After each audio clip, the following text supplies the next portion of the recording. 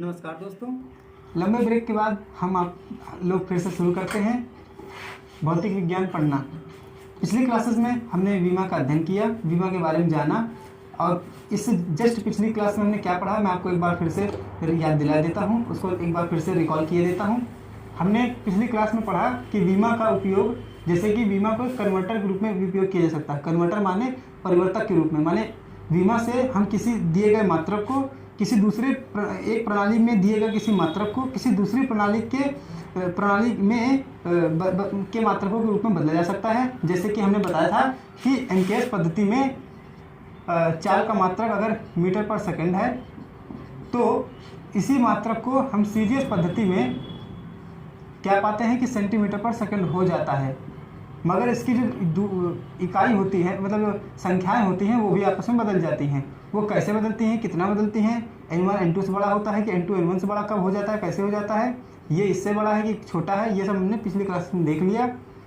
और ये भी पता कर लिया कि बीमा का एक ऐसा उपयोग भी होता है कि अगर किसी राशि को दिया गया कि अगर कोई वस्तु 4 मीटर पर सेकंड की रफ्तार से चल रही है तो वो सीजीएस पद्धति में नापा जाए तो कितनी चाल से वो चल रही होगी। तब हमने पता किया था कि वो 400 मीटर पर सेकंड की 400 सेंटीमीटर पर सेकंड की रफ्तार से चल रही होगी वो वस्तु। ये सब चीज़ें हमने पिछली क्लासेस में पढ़ लिया था। ये बीमा का पहला उपयोग था।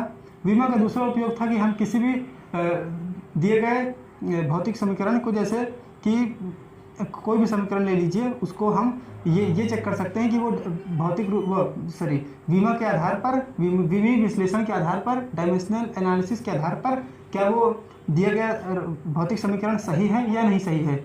जैसे कि हमने कल कुछ एग्जांपल लिए थे, जैसे कुछ एग्जांपल ले लिए जाए आज फिर से एक बार। जैसे कि एक एग्जांपल दिया गया था v बराबर u प्लस at इसी सूत्र में, या फिर v स्क्वायर बराबर u स्क्वायर माइनस 2as। तो यहाँ प्लस या माइनस आया था, तो इस प्लस और माइनस के आने से क्या प्रभाव पड़ता है हमें ये बताया गया था कि ये इसकी बीमा और इसकी बीमा बराबर होंगी, इसकी बीमा और इसकी बीमा बराबर होंगी प्लस और माइनस के होने की वजह से। ये सब चीज़ें आपको याद दिला दिया जा रहा है दोबारा से। और तीसरा एक रिसर्च टूल के रूप में भी इस्तेमाल किया जा सकता है बीमा का, माने बीमा से कुछ नए सूत्र बनाए जा सकते हैं। जैसे कि हमने एक और भी इसके मतलब उदाहरण देखे थे। जैसे कि अगर हमें समय अंतराल t के बारे में किसी दोलन करते हुए किसी सरल लोलक के या पेंडुलम के आवर्तकाल के बारे में हम गणना करें तो हम भी पाते हैं कि वो उस लोलक की लंबाई और उतनी समय उपलब्ध उस स्थान पर उपलब्ध गुरुत्वीय त्वरण इन दोनों के प्रोपोर्शनल में होता है। ये समय अंतराल ये किस तरह से होता है, कितना होता है, इससे क्या सूत्र बन सकता है, किस प्रकार से होता है। तो हमने यहाँ पे घातें चढ़ाई थी, बाद में इसको बीमी विधि से सरल किया था, तब हमें सूत्र मिल गया था t प्रोपोर्शनल √L/g। तो ये सब चीज़ें माने एक नए तरीके, मतलब एक नई रिसर्च कर सकते हैं, एक नई चीज़ें खोज सकते हैं कि नए सूत्र कैसे बनेंगे। तो आज हम 2-3 एग्जाम्पल और देख लेते हैं नए सूत्रों को उत्पन्न करने के लिए। तो ये तो हमने सब कल सीखा था, उसको हम मिटा देते हैं। जैसे कि एक बहुत ही फेमस सूत्र है स्टोक का नियम, स्टोक्स लॉ। उसमें जो वस्तु पर बल लग रहा होता है, बल उस द्रव एक होता है कि एक, जैसे मान लीजिए एक बर्तन है, उस बर्तन में कोई द्रव भरा है और उस द्रव के बीच में एक छोटी सी गेंद डाल दी जाए, उस गेंद की त्रिज्या दी हुई हो कि उस गेंद की त्रिज्या r है, और वो गेंद जब ऊपर से डाली जाए और डालने के बाद वो पानी की सतह के अंदर चली जाए, तब उसके अंदर पानी के अंदर वो मान लीजिए द्रव के अंदर v वेलोसिटी से धीमे धीमे नीचे गिर रहा है, तो उसकी वेलोसिटी v हो, माने वो जब पानी के अंदर डूबने के बाद वेलोसिटी v हो, उस गेंद की त्रिज्या r हो और उस द्रव की श्यानता ईटा हो। श्यानता क्या होती है, कैसे होती है, वो सब हम आगे क्लास में पढ़ेंगे। तो इस पर जो बल लग रहा होता है F, वो ईटा उस वस्तु की त्रिज्या और उस वेलोसिटी उस वस्तु की वेग पर निर्भर करता है। अब यहाँ पे F का क्या मतलब है, F का मतलब यहाँ पर वास्तव में ये है कि F, तो हमने बता दिया कि ये ईटा r और v पर बल निर्भर करता है। तो ये फंक्शन, ये f यहाँ पर फंक्शन के बता रहा है कि f जो है इन तीनों चीज़ों के फंक्शन के रूप में कार्य कर रहा है। बाकी सूत्रों के लिए हमने प्रोपोर्शनैलिटी का चिन्ह लिया है। तो इसको आप अगर ना समझ पाए तो इसको हटा दिया जाता है और यहाँ पर इसको प्रोपोर्शनल चिन्ह में ले लिया जाता है। तो अब हम इसका सूत्र उत्पन्न करना प्रारंभ करते हैं। ये पता करते हैं कि इसका सूत्र क्या हो सकता है। तो एफ प्रोपोर्शनल, यहाँ पे प्रोपोर्शनलिटी कांस्टेंट को हटाने के लिए यहाँ पर हम बराबर एक प्रोपोर्शनलिटी कांस्टेंट मान लेते हैं जो कि के होगा और ईटा की घात है मान लिया जाए ए है, इसको ईटा बोल सकते हैं। ये थोड़ा एन जैसा दिखता है और इसका ये हिस्सा थोड़ा सा ज़्यादा बड़ा किया जाता है। आर इसकी घात बी मान लेते हैं और वी वेलोसिटी की घात सी मान लेते हैं। और अब यहाँ पर दोनों पक्षों में वीमा लगा देते हैं। LHS की वीमा बराबर होनी चाहिए RHS की वीमा के। तो LHS की वीमा हम जानते हैं कि MLT-2, क्योंकि ये बल है और हमने बताया था कि बल की वीमा MLT-2 होती है। यहाँ पर ये बल की वीमा MLT-2 आ गई और उसके बाद के की, क्योंकि एक कांस्टेंट है, एक नियतांक है, इसलिए इसकी कोई वीमा नहीं होगी, इसलिए एक लिख सकते हो या फिर आप उसे ना भी लिखें तो भी चलेगा। मगर ईटा की वीमा हमें ध्यान रखनी चाहिए ML-1 और T-1, ये इसकी वीमा होती है। फिर इसके बाद त्रिज्या यानी कि एक तरह की दूरी, इसलिए उसका वीमा हो गई L और उसकी घात हमने जैसा दिया गया वैसा B चढ़ा दी। V की वीमा यहाँ पर हो जाएगी LT-1 और इसकी घात हो गई C। इतना हम देख लेते हैं अच्छे से। फिर इसके बाद आ जाता है कि अब इसके हम सरल कर लेंगे। और यहाँ पर आप देख रहे होंगे कि यहाँ पर 3 राशियाँ दी गई हैं, 1, 2, 3, और इनके अंदर जो समीकरण बन सकते हैं वो भी 3 ही बन सकते हैं। कारण क्योंकि यहाँ पर हमारे पास 3 मूल राशियाँ हैं, द्रव्यमान, दूरी और समय। तो यहाँ पर जो घातें चढ़ाई गई हैं अननोन है, हमें जो पता करना है वो A, B और C के मान पता करना है और हमें पास 3 ही समीकरण बनने वाले हैं। क्योंकि अब जब हम इसको सरल करेंगे थोड़ा सा तो ये कुछ ऐसे आ जाएगा, क्योंकि यहाँ पर अब इसको हम m की घात 1, m की घात a, l की घात -a, t की घात -a, l की घात b, l की घात c और t की घात -c ले सकते हैं। और इसको फिर से थोड़ा सा और सरल कर सकते हैं तो ये आएगा m की घात a, l की घात l की ये वाली और ये वाली तीनों घातें आपस में समायोजन कर लेंगी जो कि हो जाएगी l की घात -a + b + c। उसके बाद t की घात आ जाएगी -a और -c। अब ये कुछ ऐसे हो जाएगा और यहाँ पर MLT-2। अब यहाँ पर दोनों पक्षों की हम तुलना कर लेंगे। कंपैरिजन करने पर हमें मालूम पड़ेगा कि यहाँ पर घाते A की मान क्या हो सकता है। A का तो वैसे डायरेक्टली मान पता चल रहा है कि पहला समीकरण बन रहा है A, दूसरा समीकरण यहाँ पर बन रहा है कि 1 बराबर L की घातों से तुलना की गई तो -a + b + c, ये दूसरा समीकरण बन गया। और तीसरा समीकरण यहाँ बन रहा है कि -2 बराबर -a -c। अब यहाँ पर पहले समीकरण से जब हमें मालूम पड़ गया है कि a बराबर 1 है तो अब इसी पहले समीकरण की वैल्यू को हम तीसरे समीकरण की वैल्यू में रख देते हैं, तीसरे समीकरण में रख देते हैं। तो हम ये पाएंगे कि -2 बराबर माइनस का 1 - c। इसको जब हम हल करेंगे तो ये c उधर चला जाएगा और ये -1 यहीं रहेगा और -2 को इधर कर दिया गया तो ये +2 हुआ और ये फिर +1 आ गया। तो इस प्रकार c बराबर +1, इस प्रकार c बराबर +1 और a बराबर भी +1। अब इन दोनों ही वैल्यूज़ को हम उठा करके रख देंगे समीकरण नंबर 2 में। समीकरण नंबर 2 में जब वैल्यू रखी गई तो ये आया -1 + b + 1। तो यहाँ पर हमने पाया कि ये दोनों आपस में कैंसिल हो जा रहे हैं और b बराबर भी 1 ही आ रहा है। इस प्रकार a, b और c तीनों की वैल्यू 1 आ गई। कृपया आप इसको एक बार देख लीजिए, a, b और c इन तीनों की वैल्यूज़ 1 आई हैं।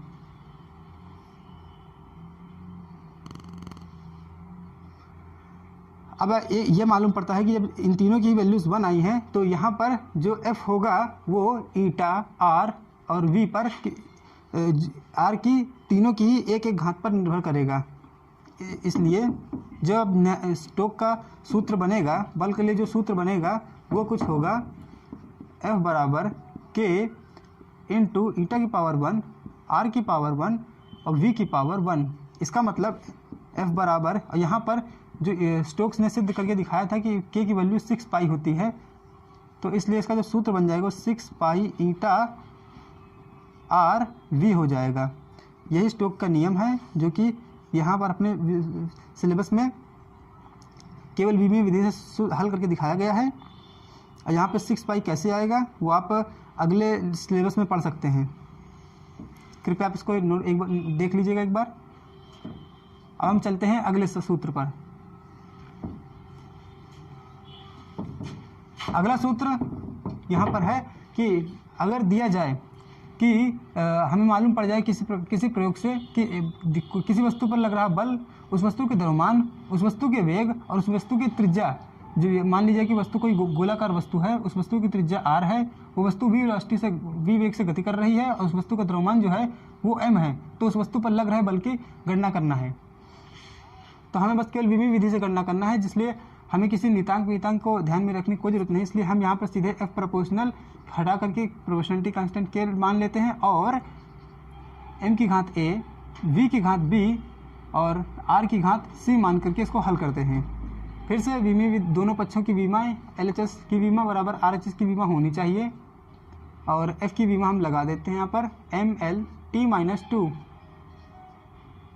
बराबर k के लिए कोई विमा नहीं, इसलिए और m की विमा यहाँ पर a ही ले लेना है। m की यहाँ पर जो घात है वो a रखी है वो ले लेते हैं। v की विमा यहाँ पर LT-1 जो कि होती है वेग की विमा और घात b, r यहाँ पे दूरी है तो उसकी विमा हमने यहाँ पर l ले ली क्योंकि वो दूरी है एक तरह की। अब इसको फिर से हम पिछले सवाल की तरह सरल करते हैं। m की पावर a, l की पावर यहाँ पर b प्लस c और यहाँ पर t की पावर माइनस का b और यहाँ पर MLT-2। अब इसको जब हम सरल करेंगे तो 3 समीकरण फिर से बन रहे हैं, जिसमें कि a बराबर 1 आ रहा है पहला समीकरण, b प्लस c बराबर 1 आ रहा है दूसरा समीकरण और माइनस b बराबर -2 आ रहा है तीसरा समीकरण। इससे यह मालूम पड़ता है कि b बराबर 2। मैंने इस तीसरे समीकरण से तो डायरेक्ट ही मालूम पड़ गया कि b बराबर क्या होगा, b बराबर यहाँ पे 2 होगा। अब इस वैल्यू को इसमें हम पुट कर देते हैं तो 2 प्लस इतना और c बराबर आ जाएगा -1। पक्षांतरण करने पर इसको इस मान को इधर पुट करने पर ये -2 -1 आ जाएगा। और यहाँ पर तो इस समीकरण से भी मालूम पड़ रहा है कि a बराबर 1, तो a बराबर 1, b बराबर +2 और c बराबर -1। इन वैल्यूज़ को हम यहाँ पर इस समीकरण में फिर से रख देते हैं तो f बराबर k m की पावर a, v की पावर b और r की पावर c, इसमें a b c की वैल्यू रखेंगे जब तो यह आ जाएगा कि यहाँ पर 1 ही होता है वैसे, तो इसलिए m की पावर यहाँ पर 1, b की पावर 2 और c की पावर r की पावर -1। तो ये बन जाएगा f बराबर mv² अपॉन r। ये अभिकेंद्र बल का सूत्र होता है। यहाँ पर अभिकेंद्र बल किसी वस्तु पर लग रहा होता है जो कि उस वस्तु को गोल घूम रही वस्तु को, जैसे कोई वस्तु यहाँ पर हो वो गोल बार बार घूम रही है तो उस वस्तु पर जो बल लग रहा होता है उस वस्तु के द्रव्यमान, उस वस्तु के वेग और वस्तु की केंद्र से दूरी जो कि r होती है उस पर निर्भर करता है। तो ये सूत्र बन के आता है mv² अपॉन r। इसको आप एक बार देख लीजिए। अब इसके बाद तीसरा जो आता है वो है ये सूत्र। ये एग्जाम्पल को देख लेते हैं। इसमें दिया गया है कि एक किसी कोई वस्तु है, वैसे ये वस्तु है या फिर क्या कहते हैं कि ये वास्तव में वस्तु नहीं, यहाँ पर ये एक तरंग है। तो कोई तरंग है जो कि जिसकी वेलोसिटी v है और उसकी तरंग दैर्ध्य लैम्डा है, ये एक तरह की दूरी ही होती है। और फिर वो वस्तु किसी ऐसे पदार्थ में गति कर रही है जिसकी मतलब जैसे कि स्टोक के नियम में हमने देखा था कि एक गोला होता है जिसे हम पानी में डाल देते हैं तो पानी की सतह के अंदर जाने के बाद वो वस्तु v वेलोसिटी से बार बार धीमे धीमे नीचे गिर रही होती है। तो यहाँ पर ये पानी के अंदर है। उसी प्रकार इस सवाल में होता यह है कि कोई तरंग है जो कि उसे कोई तरंग किसी पदार्थ के अंदर गति कर रही है। उस पदार्थ की जो घनत्व है वो रो है, उस स्थान पर जो गुरुत्वीय त्वरण लग रहा है वो g है और उस पदार्थ की उस तरंग की तरंग दैर्ध्य लैम्डा है और उस तरंग की वेलोसिटी v है।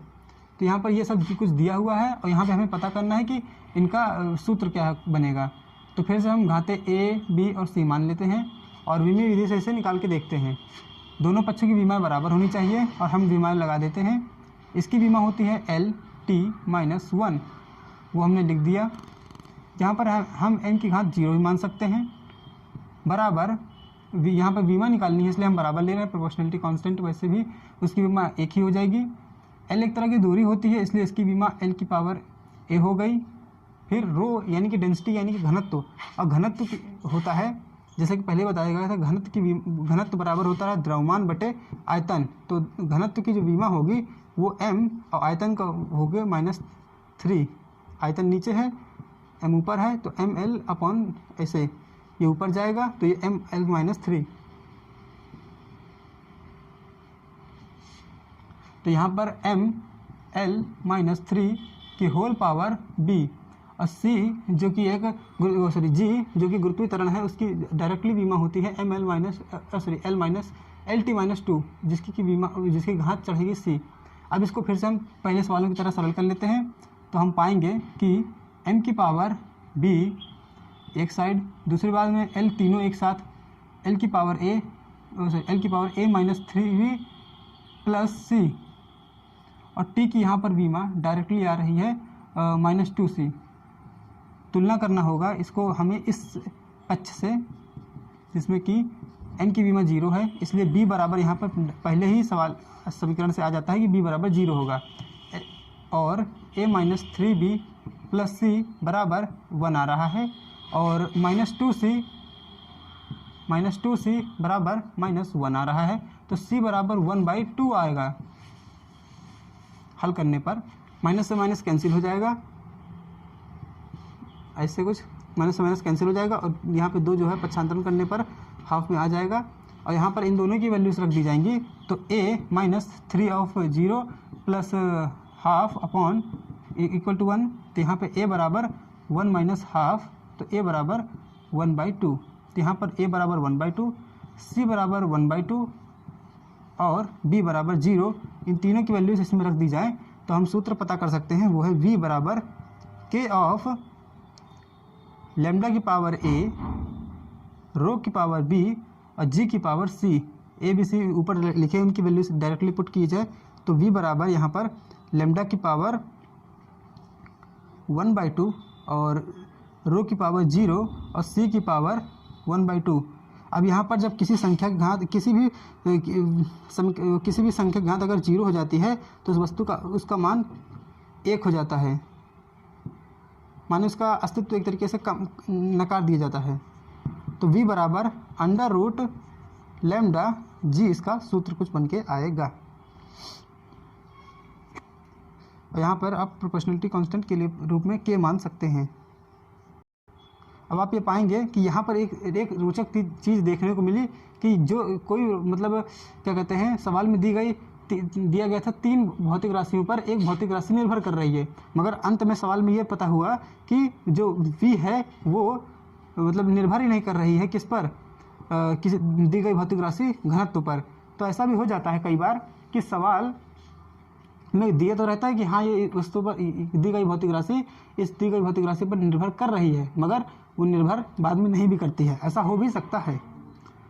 तो इन 3 सवालों को हमने देख लिया। अब हम इसे समझ सकते हैं कि हम किसी भी तरह के नए नए सूत्रों को देख सकते हैं, नए नए सूत्रों को मतलब उत्पन्न कर सकते हैं, ईजाद कर सकते हैं, उनका फॉर्मेशन कर सकते हैं फिजिक्स में विमाओं की विधि से। तो चलिए अब आपको ये समझ में आ गया होगा कि विमाओं से क्या क्या किया जा सकता है। इस चीज़ को एक बार अच्छे से नोट कर लीजिए, समझ लीजिए या इसका स्क्रीनशॉट ले लीजिए। आगे जो भी सूत्र आपको नहीं समझ में आए हैं उनका हम आने वाले नेक्स्ट पार्टों में उनको समझेंगे कि वो सूत्र कैसे बनते हैं, वो सूत्र कैसे उपयोग में लाए जाते हैं, उनका फिजिक्स में क्या उपयोग है, ये सब आगे पढ़ेंगे, हम जरूर पढ़ेंगे। अब हम समझते हैं कि विमाओं की इतने सारे उपयोग होने के बावजूद भी विमाओं की सीमाएं क्या हैं, क्या कुछ ऐसे काम होते हैं जो कि विमाओं से नहीं किए जा सकते हैं, उनको देख लिया जाता है। तो हाँ दोस्तों, हमने अब तक समझा कि विमाओं के क्या उपयोग हैं। विमाओं के बहुत सारे वैसे उपयोग हमने देख लिए, मगर ऐसा क्या हो सकता है कि विमाओं से कुछ काम नहीं किए जा सकते हैं। तो चलिए अब इस सेक्शन में इसको देखते हैं कि विमाओं की क्या क्या सीमाएं हो सकती हैं, क्या ऐसे काम हैं, क्या ऐसी चीज़ें हैं जिनको विमाओं से नहीं किया जा सकता है। वैसे विमाओं की कई सीमाएं हैं, क्योंकि विमाएं वास्तव में मूल मात्रकों के ऊपर चढ़ाई जाने वाली चूँकि घातें हैं, इसलिए केवल वो उतने तक ही सीमित हैं, केवल वो उतना ही काम कर सकती हैं जो कि उनकी घातों से रिलेशन रखती हों। चलिए समझते हैं कि विमाओं की क्या क्या सीमाएं हो सकती हैं। जैसा कि हमने बीमा निकालते समय ये सीखा था कि बीमा निकालते कैसे हैं, उसके लिए हमने सीखा था कि जो यदि किसी भौतिक राशि दी गई है, उस भौतिक राशि का मात्रक हम निकालते हैं पहले, और फिर उस मात्रक से ये पता करते हैं कि उसकी बीमा क्या है। और एक एग्जाम्पल हमने ये भी देखा था कि किसी भौतिक राशि का पहले हम बीमा निकाल लिए थे और बाद में उसके बाद हम उसके मात्रक निकाले थे। तो यहाँ पर इसी पॉइंट को हम थोड़ा सा और अच्छे से क्लियर करते हैं। यहाँ पर मैंने लिखा है कि मात्रक से बीमा, मगर बीमा से नॉट बीमा, बीमा से नॉट मात्रक। इसका कारण क्या है कि पहला पॉइंट आपको सही से याद रहे, इसके लिए लिखा गया है। जैसे कोई भौतिक राशि दी गई है बल, और उसका मात्रक भी दिया गया है किलोग्राम मीटर पर सेकेंड स्क्वायर। तो बताइए कि इसकी बीमा क्या होगी। आप सभी को पता है इसकी बीमा बड़ी आसानी से MLT-2 हो जाएगी। MLT-2 इसकी बीमा आराम से हो जाएगी। यदि हमें केवल भौतिक राशि बल दिया गया तो भी हमें चूँकि याद है, इसलिए हम इसका बीमा ये बता सकते हैं। और अगर केवल मात्रक दिया गया है तो मात्रक से भी हम इसकी बीमा निकाल सकते हैं, क्योंकि मात्रक को मतलब उसके मात्रकों को सीधे ही ऐसे कन्वर्ट किया जा सकता है, ये हमको अच्छे से समझ में आता है।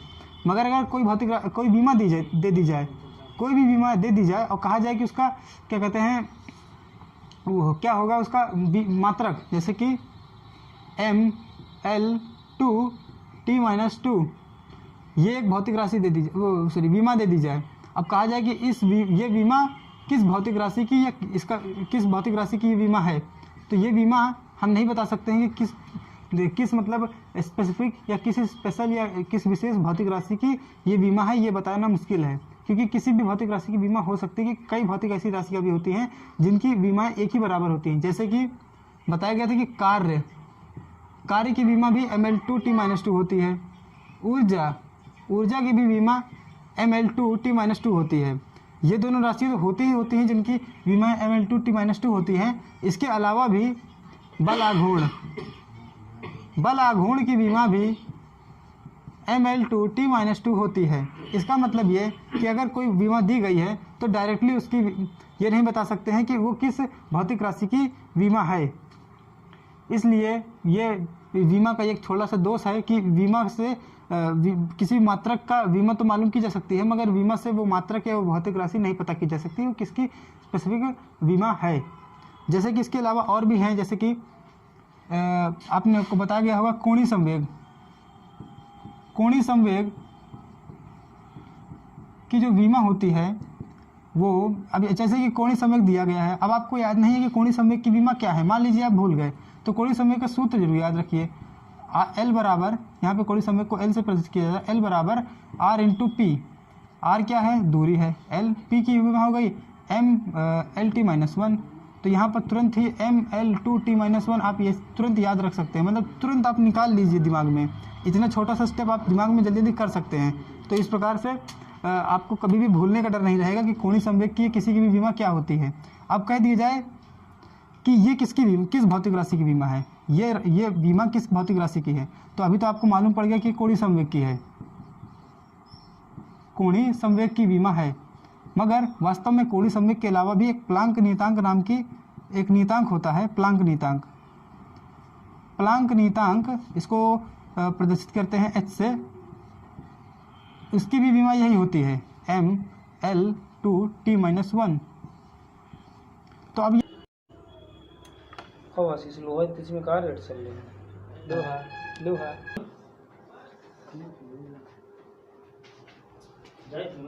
चलिए इस बात को फिर समझ लेते हैं अच्छे से कि जैसे कोई भौतिक राशि दे दी गई थी, बीमा दे दी गई थी ML2T-1।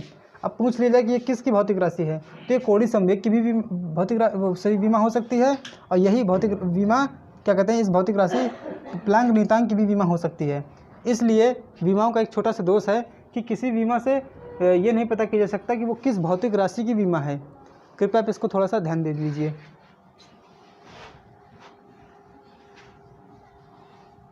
विमाओं का दूसरा दोष देखते हैं।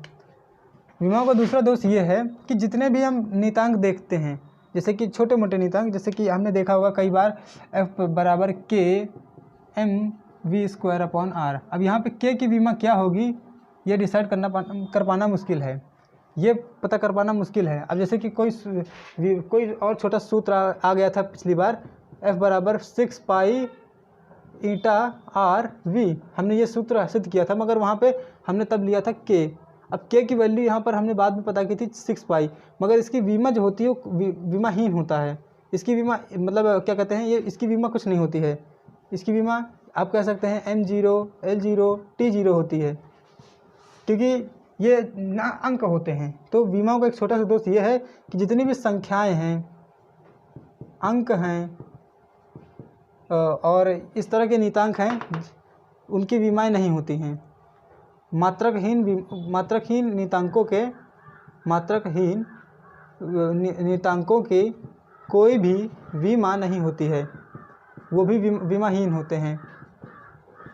इसके अलावा जैसे कि कई सूत्र होते हैं जिनमें कि सूत्र में हाफ लगा होता है, कई सूत्र होते हैं जिनमें कि कोई ना कोई नियतांक लगा होता है, उनकी विमाएं नहीं होती हैं। जैसे कि 6 पाई हो गया, 2 पाई हो गया, 3 जैसे कि 4 पाई/3 आप कई सूत्रों में पढ़ते हैं, या 1 पाई/3, इस तरह कई सूत्र आप पढ़ते हैं, उनकी कोई विमाएं नहीं होती हैं। तो ये इसका काफ़ी एक छोटा सा और दोष हो गया कि इसकी मतलब कोई भी अंक कोई विमा नहीं होती है। इसके अलावा आप तीसरा दोष देख लेते हैं।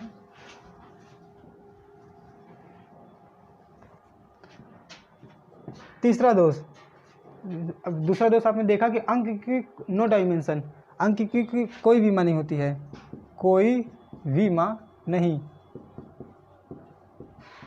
अब तीसरा दोष, विमा ओनली ऑन पावर और प्रोडक्ट, माने विमा के जो काज है, जैसे कि विमा जो होती है वो बस केवल हम उन सूत्रों में प्रयोग कर सकते हैं जिन सूत्रों में जैसे कि F बराबर ईटा आर वी, इसमें सब कुछ गुणे में है, तो इन सूत्रों में लगा सकते हैं। F बराबर mv²/r, इसमें सब कुछ गुणे में है, या तो फिर घातांकों के रूप में भी है कुछ, तो या तो जहाँ घाते हों या जहाँ पर क्या कहते हैं गुणनफल हो या भागफल हो, ऐसी चीज़ों में हम केवल विमा का इस्तेमाल करके उस सूत्र को उत्पन्न कर सकते हैं। उस सूत्र के बारे में मतलब उस सूत्र को अगर बस के दिया गया है कि F प्रोपोर्शनल M V और R अगर ऐसे दिया गया है, तो इसको हम निकाल सकते हैं कि इसका असली सूत्र क्या बनेगा, जो कि बन सकता है mv²/r। ये हम पता कर सकते हैं विमा के माध्यम से। मगर कुछ ऐसा सूत्र जैसे कि S बराबर ut प्लस हाफ at², या फिर u² बराबर v² बराबर u² माइनस प्लस 2as, इस तरह के सूत्रों में जिनमें प्लस लगा हो या माइनस लगा हो, यहाँ पे माइनस लग सकता है, उन सूत्रों में ये नहीं पता किया जा सकता है कि विमाओं के माध्यम से इस सूत्र को सिद्ध नहीं किया जा सकता है, इस सूत्र को साबित नहीं किया जा सकता है, मतलब कि इस सूत्र को मतलब उत्पन्न नहीं किया जा सकता है। जैसे कि इन सूत्रों को हम विमाओं विधियों से पता कर लेते हैं कि अगर F प्रोपोर्शनल है M के, V के और R के, तो इन सूत्रों को हम निकाल सकते हैं। मगर अगर दे दिया जाए S proportional U, S proportional T, S proportional A, तो ये वाला सूत्र नहीं पता किया जा सकता है, क्योंकि इसमें प्लस या माइनस का इनरोलमेंट हो गया है, प्लस या माइनस यहाँ पे लग गए हैं। इसी तरह इस सूत्र को भी नहीं पता किया जा सकता क्योंकि इसमें प्लस माइनस है। इसके अलावा भी जैसे कुछ सूत्र, जैसे कि हो गया y बराबर a sin ओमेगा t, यहाँ पर a आयाम है, एक तरह की दूरी है, ये भी एक तरह की दूरी है, ओमेगा यहाँ पे कोणीय वेग है, t यहाँ पे समय है। मगर साइन जो है वो जो आप त्रिकोणमिति में साइन थीटा, कॉस थीटा, ये सब तरह के फलन पढ़ते हैं, इनकी भी कोई विमा नहीं होती हैं। अब इनकी भी कोई विमा नहीं होती हैं, और ये यहाँ पे थीटा की या साइन की कोई विमा नहीं होती है, और इसके अलावा भी इन पर कोई बीमा लगाई नहीं जा सकती हैं। तो यहाँ पे तीन चीज़ें देखने को मिली कि साइन की भी कोई बीमा नहीं, थीटा की भी कोई बीमा नहीं, और साइन के अंदर, थीटा के अंदर अगर कोई चीज़ लिखी है जैसे कि ओमेगा टी, तो इसकी भी बीमा कुछ नहीं होगी, माने ये बीमाहीन है, ये बीमाहीन है। और साथ ही साथ अगर सूत्र मतलब दे दिया जाए सवाल जिसमें कि वाई जो कि एक तरह का तरंग की क्या कहते हैं वाई अगर प्रोपोर्शनल है ए के, वाई प्रोपोर्शनल है ओमेगा के, और वाई प्रोपोर्शनल है टी के, इससे सूत्र बनाने को कह दिया जाए तो विमा विधि से सूत्र नहीं बनाया जा सकता है क्योंकि इसमें साइन है। इसके अलावा बहुत से ऐसे सूत्र जिसमें आप सब समझ जाइए, त्रिकोणमिति अनुपात साइन कॉस टेन या इनके व्युत्क्रम, और इसके अलावा लॉग e की पावर x इस तरह के कोई भी फलन दिए हों तो उन फलनों वाले सूत्रों को वीमा से विधि से सिद्ध नहीं किया जा सकता। बस केवल उनकी थोड़ी सी विमी विश्लेषण से उनकी मतलब चेक किया जा सकता है कि वो सूत्र सही है कि नहीं। अब जैसे कि यही सूत्र ले लीजिए y equals to a sine omega T. इसमें y की विमा a की विमा के बराबर होगी और साइन ओमेगा टी की पूरी विमा यहाँ पर कह सकते हो m0 l0 और t0 हो जाएगी। तो इसके और साथ ही साथ इसके अंदर जो लिखा है ओमेगा टी की विमा भी m0 l0 t0 हो जाएगी। तो इससे यहाँ पर एक चीज़ ये आ जाएगी कि ओमेगा की जो विमा होगी वो टी की विमा के थोड़ा विक्रम में होगी। माने ओमेगा की विमा होती है t-1 और टी की विमा होती है t, तो कट कुट करके आ जाएगा टी की विमा 0। ऐसे माने ये केवल थोड़ा सा मतलब चेक किया जा सकता है मगर इसको सिद्ध नहीं किया जा सकता कि कैसे होता है। तो ये विमाओं का तीसरा दोष था। आपने इन 3 दोषों को देख लिया। अगर आप ये सोचते हो कि हम कर सकते हैं कि s बराबर ut plus half AT square वाले सूत्र को सिद्ध कर सकते हैं तो आप खुद से प्रयास करके देख लीजिए, आप थोड़े समय बाद आप जान जाएंगे। अगर आप इसको ट्राई करना चाहें तो आप अपने आप से ट्राई करके देख लीजिए, आपको आखिर में जवाब मिल जाएगा कि इसको विमा विधि से सिद्ध किया जा सकता है अथवा नहीं। तो 3 दोष हमने देख लिए। अब चौथा दोष देखते हैं कि Q is proportional more than 3 quantities. यहाँ पर इसका मतलब है कि यांत्रिकी जिसमें मैंने आपको बताया कि भौतिक विज्ञान की पहली शाखा जो कि होती है यांत्रिकी में ज़्यादातर होता है द्रव्यमान, दूरी और समय।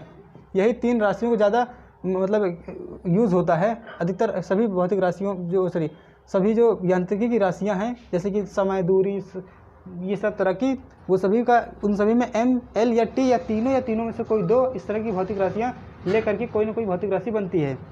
तो जो अगर यांत्रिकी में कोई भौतिक राशि, जैसे मान लीजिए कोई भौतिक राशि है Q जो कि m पर भी डिपेंड कर रही है और v पर भी डिपेंड कर रही है, या मतलब l पर भी डिपेंड कर रही है, t पर भी डिपेंड कर रही है।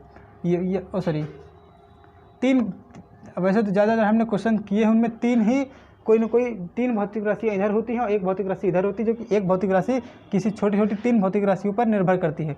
मगर मान लीजिए अगर वो 4 भौतिक राशियों पर निर्भर करने लगे तो फिर उस सूत्र को हम विमा विधि से सिद्ध नहीं कर पाएंगे कि वो सूत्र क्या बनना चाहिए। जैसे कि हमने कई बार सवाल लगाया F प्रोपोर्शनल ईटा R V, इसमें A, B और C घात चढ़ा करके और आगे विमी विधि से हल करके हम लोग हल कर लेते, क्योंकि M, L और T के ऊपर जो घातें चढ़ी होती हैं वास्तव में 1 और यहाँ पर ml2 -2 यहाँ पर ऐसे घातें चढ़ी होती हैं जिनमें कि इधर के जो पक्ष होते हैं उनमें A, B, C और 3 क्या कहते हैं 3 यहाँ पर अननोन होते हैं।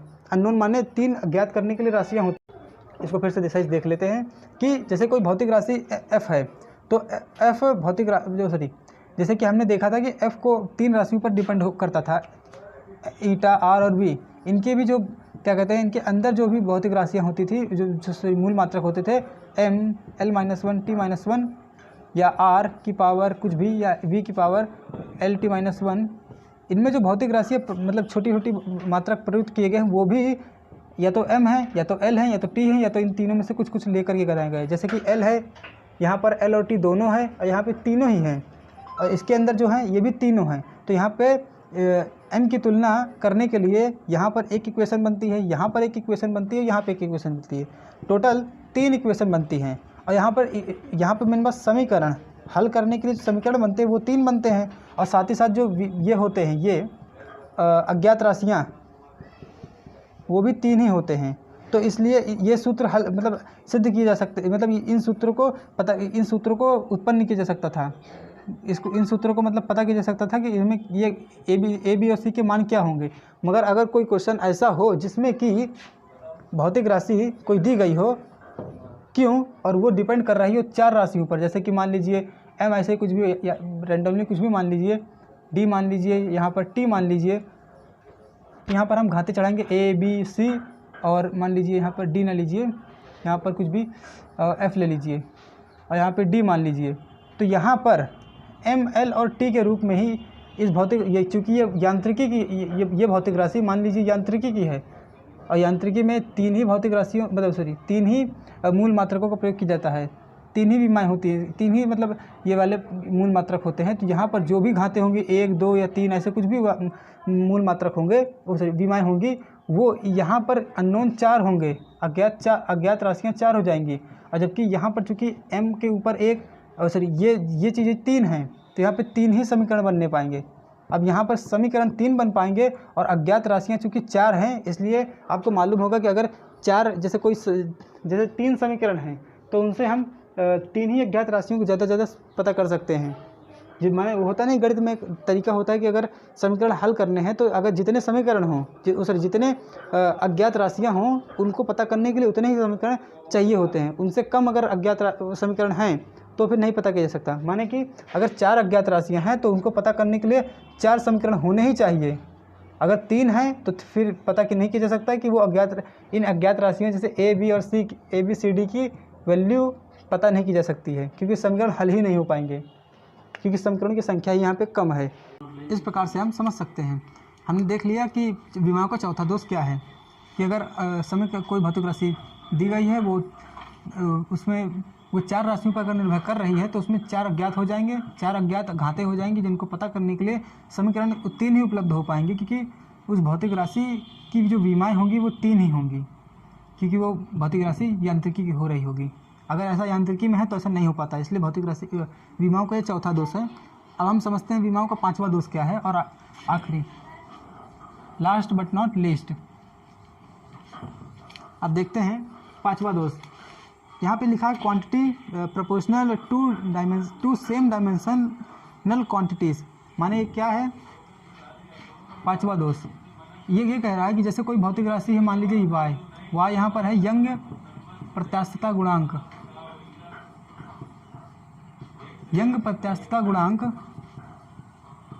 की यदि कोई भौतिक राशि है, उसका सूत्र होता है mg यहाँ पर mgl upon a delta l, ये इसका सूत्र होता है।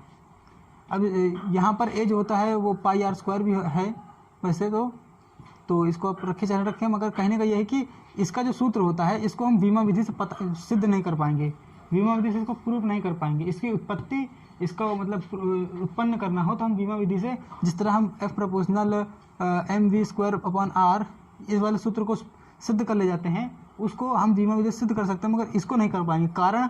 उसका कारण ये है कि जो L है वो भी दूरी है, और ये जो L है ये भी दूरी है।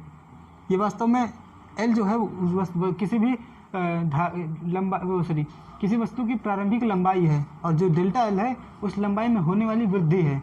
माने अगर कोई तार इतना है और उसमें उसको खींच करके इतना बढ़ा दिया जाता है थोड़ा सा, तो ये डेल्टा L है और ये L है। तो यहाँ पर ये इन दोनों की मात्रक मीटर होंगे, और जब हम इसको वीमा विधि से कुछ प्रूव करने की कोशिश करेंगे तो L और L कट चुके होंगे, तो y बराबर यहाँ पर mg अपॉन a ही कुछ प्रूफ होके आएगा, जो कि गलत सूत्र हो जाएगा, जबकि सूत्र वास्तव में कुछ ये है फिजिक्स में।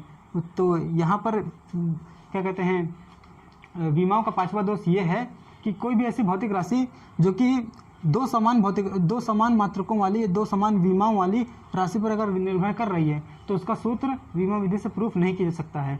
ये विमा का 5वां दोष है, जिसको आप थोड़ा सा इस एग्जाम्पल से समझ लीजिए, और आप इन हेडिंग्स को नोट कर लीजिए, जिससे आपको समझने में सरलता हो।